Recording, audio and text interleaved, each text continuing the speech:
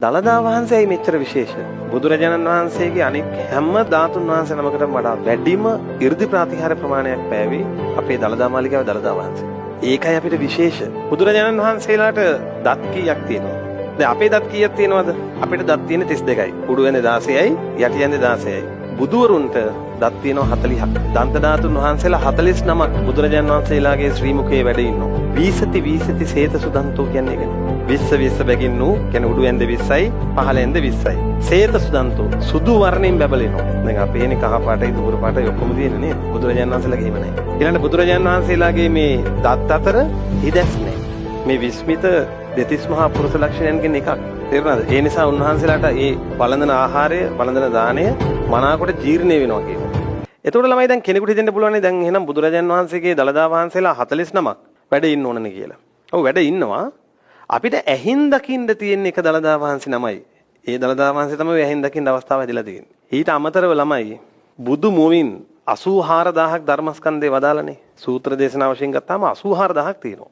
මේ 84000ම ධර්මස්කන්ධය අපේ දළදා වහන්සේ ස්පර්ශ කළා තියෙනවා. ඒ ගැන හිතන්නකෝ. දැන් ඔය භාග්‍යතුන් වහන්සේ වදාළ ධර්මයේ ඇතුළේනේ අඟුලිමාල අරහත්ත්වයටපත් උනේ.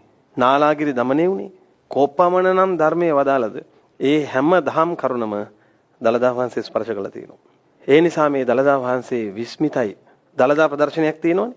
ඒ ප්‍රදර්ශනයේදී දළදා වහන්සේව දකින්න කියලා හිතාගෙන ගෙදරින් ඔය දරුවෝ එක අඩියක් තිබ්බද? ඒ පොලිමේ ඉඳලා හිමින් ඉස්සරහට තියෙන අඩියක් ගානේ බුදුරජාණන් වහන්සේ බැහැ දකින්න යන පින රැස් වෙනවා. කිහින් හැරිලා ඉන්න උනත් කමක් නැහැ. ඇයි ඒක එහෙම වෙන්නේ? ඇයි බුදුරජාණන් වහන්සේ වදාරනවනේ?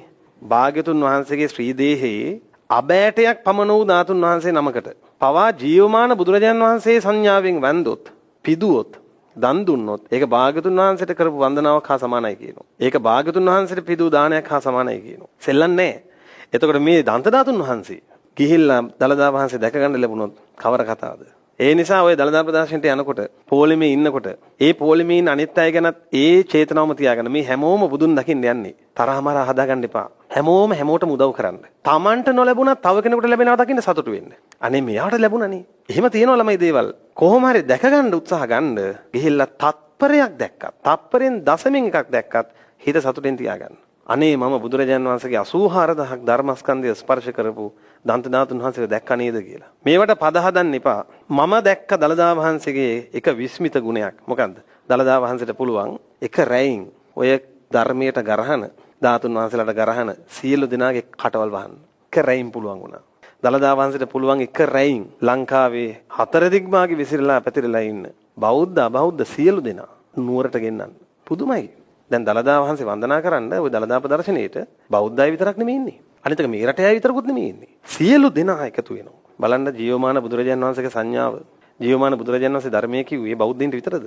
නෑ. ඉතින් ඒ නිසා මේකේ ಜಾති ભેද ආගම් ભેද තියාගන්න එපා. දළදා වහන්සේ වන්දනා කරන්න පොලිමේ ඉන්නත් පිනක් තියෙන්න ඕන. දළදා වහන්සේ වන්දනා කරගන්න කියලා ගෙදරින් එළියට එන්නත් පිනක් තියෙන්න ඕන. දළදා වහන්සේ වන්දනා කරගන්න බැරි වුණත් ඒ වන්දනාවට ය아가න්න බැරි වුණත් ඒ ගැන අහලා හිත පහදව ගන්න පවා පිනක් තියෙන්න ඕන.